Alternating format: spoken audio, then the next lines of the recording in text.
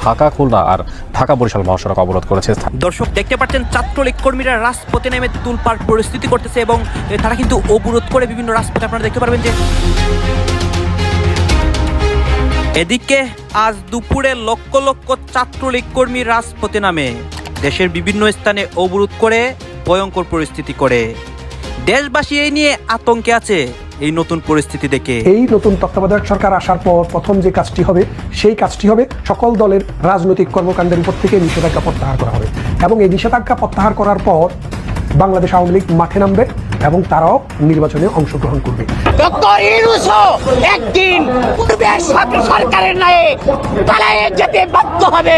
দেশের রাজনীতির মাঠে আবার নতুন করে উত্তেজনা অস্থিরতা শুরু হয়েছে। সমমনা 8টি রাজনৈতিক দল 4 দফা দাবিতে এই সপ্তাহ থেকে যুগপৎ আন্দোলনে নামতে যাচ্ছে। আজ দাবি করি, আজ সেই দেশের মানুষ আমার প্রিয় নেত্রী শেখ হাসিনাকে বন্দুকের নল ঠেকাইয়া দেশ ত্যাগ করাইছে। এর চেয়ে দুঃখজনক ব্যাপার আর কিছু হতে পারে না।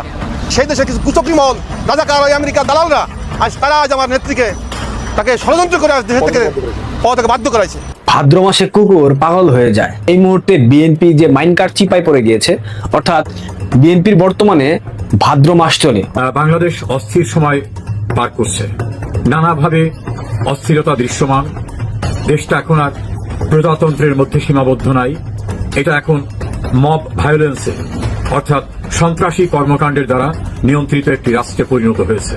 ইতিমধ্যে বুঝতেই পারছেন আজকের খবরটি কতটা গুরুত্বপূর্ণ একটি খবর। বন্ধুরা চলুন ভিডিওতে আজকে আর বেশি কথা বাড়াবো না, সরাসরি আজকে আমরা চলে যাব মূল ভিডিওতে, আর সেখানে আজকে আমরা দেখব আজকের খবরের বিস্তারিত।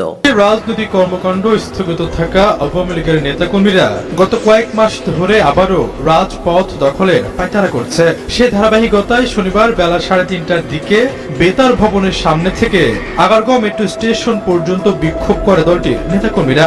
এ সময় অন্তত 3 জন আওয়ামী লীগ সমর্থক আটক হয়েছেন বলে জানিয়েছে আইন শৃঙ্খলা রক্ষাকারী বাহিনী। মিছিলে থাকা নেতাকর্মীদের বলতে শোনা যায়, শেখ হাসিনা সহ সারা দেশে আওয়ামী লীগের নেতাকর্মীদের নামে মিথ্যা মামলা দিয়ে সরকার হয়রানি করছে। এই সরকার যা ইচ্ছে তাই করছে, প্রতিবাদে বিক্ষোভ করছি।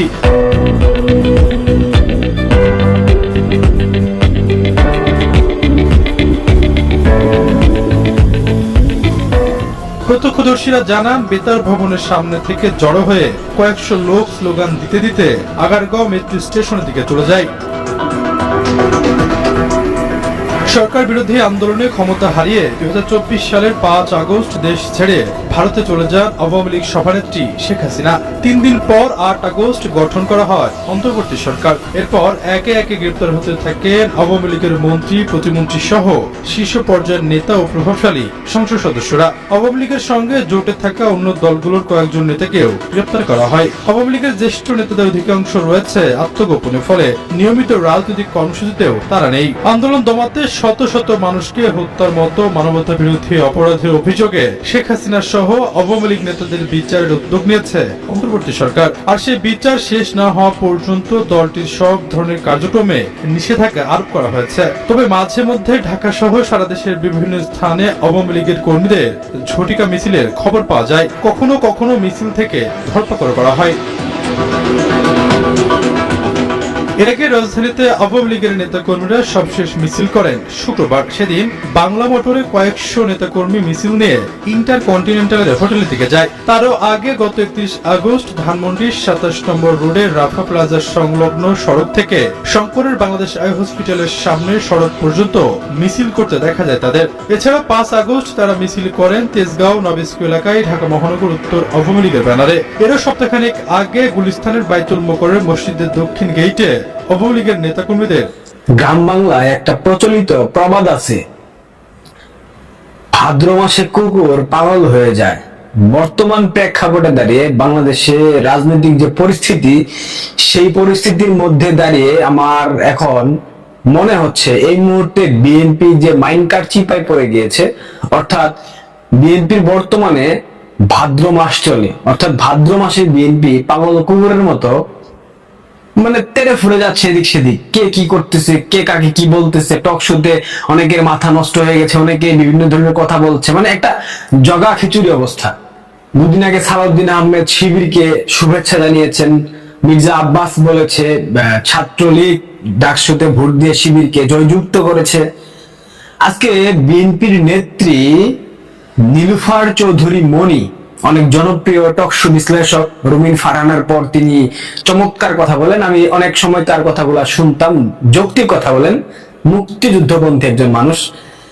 গতকাল তার একটা টকশো দেখছিলাম, বাট তার সেই কথাগুলো শোনার পর মনে হয়েছে তিনি রাজনৈতিকভাবে কতটুকু প্রজ্ঞাবান কিংবা তার রাজনৈতিক মেধার জায়গায় যথেষ্ট ঘাটতি রয়েছে। একথা বলার পর অনেকে আপনারা আমাকে গালমন্দ করবেন যে আপনার বয়সের থেকে অনেক বেশি বয়স, হ্যাঁ মনিয়াপার, এবং মনিয়াপা অনেক ত্যাগী নেত্রী, অনেক কথা বলতে পারেন, আই ডোন্ট কেয়ার। বাট এই জিনিসটা আপনাদের মনে রাখতে হবে, অনেক সময় ছোটদের থেকে বড়রা অনেক কিছু শিখতে পারে। মনিয়াপা উনি যে বক্তব্য দিয়েছেন সেই বক্তব্য ধরে ধরে আমি আপনাদেরকে একটু তার বক্তব্যের উত্তরগুলো আমি দিতে চাই। আমরা এইটুকু বুঝেছিলাম যে যখন ঢাকা বিশ্ববিদ্যালয়ের ছাত্র দলের পূর্ণাঙ্গ কমিটি হয়েছিল তখন কিন্তু ছাত্র দল যাদেরকে নেতা বানিয়েছে এরা প্রত্যেকে ছাত্রলীগের নেতাকর্মী ছিল। তার মানে শিবির ও গুপ্ত সংগঠন হিসেবে ঢাকা বিশ্ববিদ্যালয়ে রাজনীতি করেছে এবং ছাত্র দল ঠিক একই ধারাবাহিকতায় আপন ভাইয়ের মতো শিবিরের মতো তারাও কিন্তু গুপ্ত অবস্থায় ছিল। তারপরে মনিয়াপা যেহেতু বলেছে, মানে বৃহৎ পরিসরে যদি চিন্তা করি সেই ক্ষেত্রে বিএনপির যারা লিড মানে সামনের সারি নেতাকর্মী তারা আসলে ওইভাবে আওয়ামী লীগের মধ্যে থেকে কিংবা আওয়ামী লীগকে ধ্বংস করার পরিকল্পনা ছিল না। তার বাইরে থেকে ষড়যন্ত্র করেছে, আভ্যন্তরীণ ষড়যন্ত্র করেছে তাদের মধ্যকার দেশীয় এবং বিদেশি বিভিন্ন প্রভুদের সহায়তায়, বাট সরাসরি ভাবে করেনি। আমি তার এই কথায় সমর্থন করি।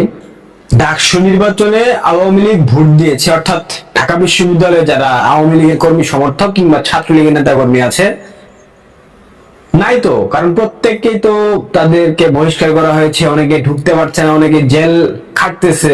ঢাকা বিশ্ববিদ্যালয়ে মানে যারা একদম চিহ্নিত ছাত্রলীগ তারা তো নাই, যারা মন থেকে মন সমর্থন যোগায় বা সমর্থন করে তারা আছে এবং ভিন্ন পরিচয় আছে তারা। সে জায়গায় তিনি বলেছেন বাংলাদেশকে একটা মৌলবাদী রাষ্ট্র হিসেবে বিশ্ব দরবারে সুপ্রতিষ্ঠিত করার জন্য নাকি আওয়ামী লীগ শিবিরকে ভোট দিয়েছে।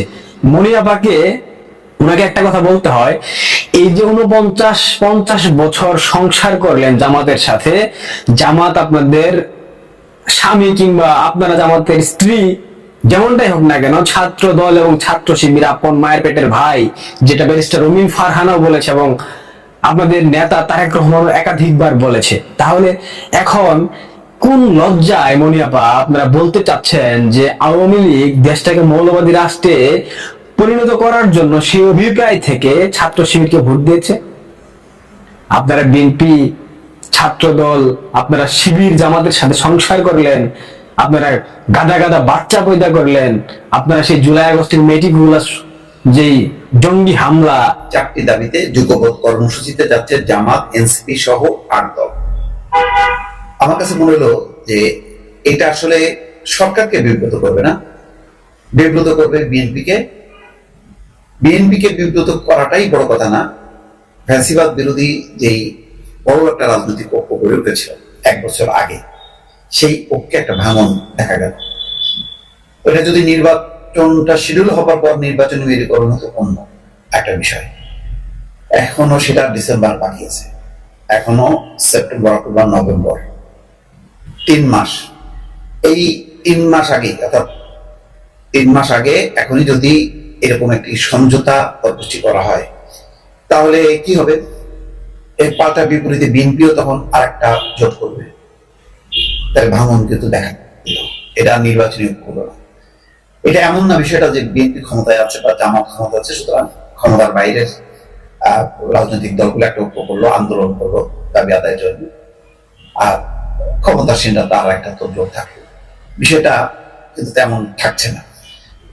আমি জানি না এনসিপি যারা বলে যে জুলাই আন্দোলনের নেতৃত্ব দিয়েছে তারা এমন একটা জোটে থাকবে কিনা। জামাতের এটা থাকার কারণ হলো জামাত সম্ভবত এটা ঠিক আন্দোলনের চেয়ে বড় গুরুত্ব দিচ্ছে তারা নির্বাচনী একটা ঐক্য। বিশেষ করে ডাকসুতে তাদের বিজয়ের পর তারা হয়তো আরো মনে করছে যে এখনই যদি আমরা জোটটা করে ইস্যুতে আন্দোলন শুরু করতে পারি তাহলে এটা টেস্টেড হবে, মানুষের কাছে গ্রহণযোগ্যতা হবে এবং বিএনপি আরো টেকে দেবে, এমন একটা ধারণা থাকতে পারে। কিন্তু এতে বিএনপি তো বিব্রত হবেই, সরকারও কিন্তু এলোমেলো হয়ে যাবে। সরকার ভাববে এটা কি হচ্ছে, এটা এক অর্থে তাদের বিরুদ্ধে, আবার অন্য অর্থে বিএনপির বিরুদ্ধে। ফলে এই ধরনের এই পর্যায়ে মানে যেখানে সবাই মিলে জাতীয় সরকার বলার কথা, সেখানে আজকে 8টা রাজনৈতিক দল যখন করছে, তখন বাকি যে 30টা রাজনৈতিক দল ঐক্যমত্য কমিশনে গেছে, তাহলে বাকি রাজনৈতিক দলগুলো কোথায়? এটা একটা প্রশ্ন করে হিসাব নিকাশ কিন্তু এলোমেলো করে দেবে। যাই হোক, এখানে যেটা বলা হচ্ছে যে জুলাই সনদের আইনগত তারা বাস্তবায়ন চায়। এছাড়া আছে সংখ্যানুপাতিক পিআর সিস্টেমে নির্বাচন। এখানে তো এনসিপি উচ্চ কক্ষে চায়, নিম্ন কক্ষে তো চায় না। এই যে পিআর পদ্ধতিতে নির্বাচন, সেই নির্বাচনের ব্যাপারে ঐক্যটা কিভাবে আমি পরিষ্কার না। নির্বাচনের জন্য লেভেল প্লেইং ফিল্ড তৈরি করা, এটা কিভাবে সম্ভব? এখানে তো অনেকেই বলে যে প্রশাসনে, পুলিশে, শিক্ষা, স্বাস্থ্যে সব জামান, আবার অনেক জায়গায় বিএনপি। তাহলে কিভাবে এটা লেভেল প্লেইং ফিল্ড হবে? এটা রূপরেখা কি, মাপকাঠি কি, মানে কিভাবে চিহ্নিত হবে যে সে বিএনপিও করে না, জামাতও করে না?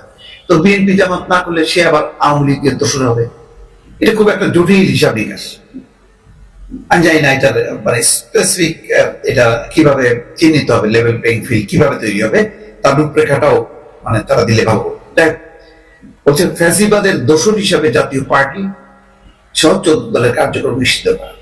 কিভাবে নিষিদ্ধ করবে, কোন গ্রাউন্ডে? ফ্যাসিবাদের হিসাবে। জাতীয় নির্বাচনটা কি শুধু জাতীয় পর্যায়ে? এটা কি আন্তর্জাতিক না? আন্তর্জাতিক কোন অঙ্গন থেকে বলছে যে দল নিষিদ্ধ করো? তারা বলছে অপরাধীকে ধরো, অপরাধী শাস্তি দাও। কিন্তু দল হচ্ছে একটা আন্তর্জাতিক মানবাধিকার, আন্তর্জাতিক গণতান্ত্রিক অধিকার। সুতরাং বাংলাদেশে যখন এটা এই ধরনের স্টেপ নেওয়া হবে, তখন আন্তর্জাতিক সম্প্রদায় উদ্বেগ প্রকাশ। নির্বাচন হবে হবে এবং হবে। সাখাওয়াত সাহেব উপদেষ্টা, সাবেক আর্মি অফিসার বা জেনারেল না কোন লেভেলে ছিলেন জানি না, গতকালকে কঠিন বক্তব্য দিয়েছেন। অপরদিকে ডক্টর মোহাম্মদ ইউনূস বক্তব্য দিচ্ছেন কোনোভাবেই ফেব্রুয়ারির পরে মানে 15 তারিখের পরে নির্বাচন মানে বিলম্বিত হবে না। অপরদিকে এই নির্বাচনকে ঘিরে এনসিপির নেতা হাসনাত আব্দুল্লাহ, অবশ্যই এদের বক্তব্য এখন অনেকটা মানুষ আগ্রহ হারিয়ে ফেলেছে। আমার কাছে মনে হচ্ছে ডাকসু নির্বাচনের পর থেকে সাদিক কায়েম কখন কি বলে এটার প্রতি মানুষের যে কনসেন্ট্রেশন বা মিডিয়া যেভাবে এটাকে কভার করতেছে, তুলনামূলক হাসনাত, সার্জিস আরো যারা আছে, যে মাহফুজ লন্ডনে গিয়া ডিমের এই যে তার উপরে হামলা হলো, এগুলো ওইভাবে গণমাধ্যমে কিন্তু এখন আর জায়গা করতেছে না। সামহাও শিবির তাদের যে রাজনৈতিক কৌশল, জাকসুতেও তাদের যে ভূমিদোষ বিজয়, এগুলোর মাধ্যমে সারা দেশের মানুষের কনসেন্ট্রেশনে পৌঁছে গেছে। রাজনৈতিক দল হিসাবে এনসিপি যে শেষ পেশ নিবন্ধন পায় কিনা আমার তো এটাও সন্দেহ লাগে। যাই হোক, আলোচনা আমাদের অন্য জায়গায়। এখন এই যে ফোকাসে থাকা শিবির হঠাৎ করে রাজনীতির মন্থর গতি, অনেকটা কচ্ছপ গতি থেকে খরগোশ গতিতে তাদের যে ইউটার্নটা আসলো, এবং তাদের যে একটা প্রধান দাবি নির্বাচন নিয়ে, খেয়াল আছে তো পিআর পদ্ধতি। সত্যি সত্যি যদি পিআর পদ্ধতিতে জামাত এই দাবিটা সরকার থেকে আদায় করতে পারে, নির্বাচনের হিসাব নিকাশ বদলে যাবে। আবারও বলি, নির্বাচনের হিসাব নিকাশ বদলে যাবে। কেন বদলাবে? কারণ পিআর পদ্ধতিতে প্রত্যেকটা ভোটের ভ্যালু আছে। আমরা এখন যে গতানুগতিক ধারার পদ্ধতিতে ভোট করছি, এখানে সবগুলা ভোটের মূল্য নেই। যেমন আমি আরেকটা উদাহরণ দিছিলাম, একটা এলাকায় ধরেন আওয়ামী লীগ, বিএনপি, জামাত আছে, 3 জন প্রার্থী আছে, মোট ভোটার সংখ্যা 100। তো যিনি বিএনপির তিনি পাইলেন 50টা, এই 50টা ভোটই এখানে কাউন্ট হলো, এগুলোর ভ্যালু তৈরি হলো, তিনি এমপি হয়ে গেলেন। কিন্তু বিপরীতে ধরেন জামাত পাইলো 20টা, আওয়ামী লীগ পাইলো 30টা, অথবা জামাত এই মুহূর্তে পাইলো 30টা, আওয়ামী লীগ পাইলো 20টা। এই 20টা 30টা ভোটের কোনো ভ্যালু নাই। কিন্তু পিআর পদ্ধতি হইলে এই সবগুলা ভোট সারা বাংলাদেশ থেকে একটা থলিতে গিয়ে জমা হবে, যেখান থেকে সংসদের আসন ভাগাভাগি হবে। তো এই পদ্ধতিটা কারা চাইছেন? যারা সারা দেশে হয়তো তেমন ভাবে প্রভাব বিস্তার করতে পারবেন না, কিন্তু সার্বিকভাবে সবগুলো ভোট যদি একটা জায়গায় চলে আসে, বেটার রেজাল্ট ডিজার্ভ করেন। লাইক ইসলামী আন্দোলন, হেফাজত ইসলাম, চরমোনাই পীর, তারপর হচ্ছে প্রধান স্টেক হোল্ডার জামাত। জামাতের যে পিআর পদ্ধতি, এখন জামাতের জন্য দুঃসংবাদ হচ্ছে এই নির্বাচন কমিশনে পিআর নিয়ে আসলে কোন রকম আলোচনা বা ইন্টারেস্ট নেই। সংবিধানেও পিআর গত কোন রকম ইস্যু সম্ভবত নেই, বাট জামাত চাচ্ছে এটাকে একটা নতুন ভাবে এস্টাবলিশ করতে। অনেকে শুনছি মাঠেও নামবে। তবে মাঠে নামার আগে একটু ভাইবা নেন, ছাত্রদল যে সিদ্ধান্ত নিছে, এই সিদ্ধান্ত যদি অনড় হইয়া দাঁড়াই যায়, তাহলে জামাতের কপালে শনি আছে। কেন? জুলাই অভ্যুত্থানের শুরুটা যেখান থেকে টোটালি সিস্টেমটাই পরিবর্তন হয়ে গেল, সেটা হচ্ছে রংপুরের আবু সাইদের জীবনদানের বিষয়টি। একটা বুলেট, একটা দৃশ্য, একটা মৃত্যু পুরো বাংলাদেশকে এরকম কাঁপাই দিছিল, তাই না? তো সেই জায়গা থেকে সেই আবু সাইদকে অনুকরণ করতে চান কে? ঢাকা বিশ্ববিদ্যালয়ের মাত্র কয়েকদিন আগে যে ডাকসু নির্বাচন হলো সেখানে যিনি জিএস পদে পরাজিত হয়েছেন ছাত্রদলের আহ্বায়ক শেখ তানভীর বারী হামিম। গতকালকে ফেসবুক পোস্টে তিনি এক বক্তব্য দিয়েছেন, যেটা থেকে জামাতের কনসেন্ট্রেশন কতটুকু জানি না, তবে হামিম যা বলছে বাস্তবে তা করলে পরিস্থিতি খারাপে যাবে, রাজপথে অসংখ্য লাশ টাশ পড়ে যাবে। গণতান্ত্রিক বাংলাদেশ প্রতিষ্ঠায় আবু সাইদ যেমন বুক পেতে 2 হাত উঁচিয়ে জীবন দিয়েছিল, ঠিক তেমনি ছাত্র দলের দেশপ্রেমিক শিক্ষার্থীরা আবারও রক্ত দিবে। কিন্তু পিআর এর মতন অসম ব্যবস্থাকে কায়েমের নামে জাতীয় নির্বাচনকে ব্যাহত করার পায় তারা সফল হতে দিবে না। এখন পিআর এর দাবিতে মাঠে নামার ঘোষণা আছে জামাতের, ইসলামিক কয়েকটা দলের। একই পোস্টে আবার এবি পার্টির সাধারণ সম্পাদক ফুয়াদকেও একচোট ধুয়ে দিচ্ছেন। তিনি বলছেন যে ছাত্রদল নেতাকর্মীদের নিয়ে ফুয়াদের মূল্যায়নে তার ক্ষোভ হচ্ছে যে আমরা কথা বলতে বলতে কোথায় থামবো আর কোন পর্যন্ত বললে সেটা গ্রহণযোগ্য হবে, মার্জিত হবে, এটা জানা জরুরি। ব্যারিস্টার ফুয়াদের এদেশের জনগণের ফেসিবাদ বিরোধী শক্তি হিসাবে জানা এবং ছিলেন। দুঃখের সাথে দেখলাম যে তিনি ছাত্রদলের ছেলেদের দেখলে তার কেমন লাগে সেটা তুলে ধরতে গিয়ে খারাপ কিছু বিশ্লেষণও তিনি টেনে আনলেন। তো ফুয়াদ সাহেবের মুখ বরাবরই একটু বেশি চলে, সেনাপ্রধান সহ বা বিভিন্ন ইস্যুতে সেনাবাহিনী সহ অনেক বক্তব্য তিনি দেন। যাই হোক, এটা তার পলিটিক্যাল স্ট্যান্ড। এখন ছাত্র দলের যদি এরকম সিদ্ধান্ত হয় যে পিআর নিয়ে যদি কেউ মাঠে নামে, আমরাও মাঠে নামবো, বুক চিতাই দিব, 2 হাত এভাবে দিয়ে দিব, এরপরে পরিস্থিতিটা কোন দিকে যাবে? আর সত্যি সত্যি করলে ছাত্র। ধন্যবাদ প্রিয় দর্শকবৃন্দ, আমাদের ফুল ভিডিওটি দেখার জন্য আপনাকে জানাই অসংখ্য ধন্যবাদ। তো বন্ধুরা, আজকের এই নিউজটি দেখে আপনাদের কি মতামত অবশ্যই কমেন্ট বক্সে কমেন্ট করতে ভুলবেন না। আর হ্যাঁ, এমন নিত্য নতুন আপডেট খবর সবার আগে পেতে চাইলে এখনই আমাদের এই পিচ্চি সাকিব ইউটিউব চ্যানেলটি সাবস্ক্রাইব করুন। ধন্যবাদ।